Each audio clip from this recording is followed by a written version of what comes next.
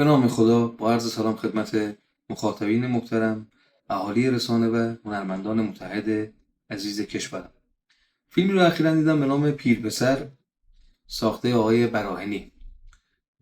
خانوادگی به تصویرشون کشیدن در این فیلم که یه پدر دائم الخمر، اهل مواد مخدر و داره در هرزگی خودش میلوله. یه آدم هرزه، یه آدم هیز. جناب آقای براهنی، پدری که به تصویر کشیدی و من میگم به لجن کشیدی نه به تصویر کشیدی، این پدر در فرهنگ ما جایگاهی نداره. من منکر مشکلات خانوادگی و مشکلات دیگه نیستم، هست، ولی به این معنایی که شما میگی تعمیم نداره.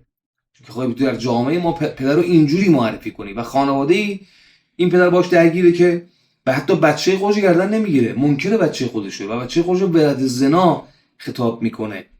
این در فرهنگ ما این خانواده نیست. آیه براهنی، شما توهین کردی به خانواده‌های ما، به پدران ما سمبل ایثار، فداکاری و استقامت بودن. پدران ما با سیلی صورتشون سرخ نگه داشتن و نون حلال در آوردن. بعد این پدر رو شما به تصویر کشیدی. من دیدم آخر فیلمم شما تیتراژ پایانی میگه من این فیلمو از چند تا نمایشنامه و کتاب اقتباس کردم، مثلا رستم سهراب، برادران کارامازوف، ابله، عشق اول، هملت و پدر.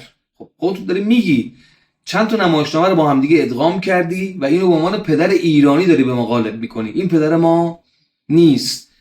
من زعمم اینه و یقینم اینه که کارگردان تفکر خودشو و منبیات خودشو به تصویر میکشه. این که جناب آقای براهنی در خانواده شما چه اتفاقی افتاده، چه بلایی سر شما اومده و چه برخوردی با شما کردن به ما هیچ ربطی نداره. شما حق نداری این پدری که در ذهنیت خودت خلق کردی رو نسبت به پدر ما بدی. پدران ما مظهر ایثار و فداکاری و استقامت هستند. بسلام.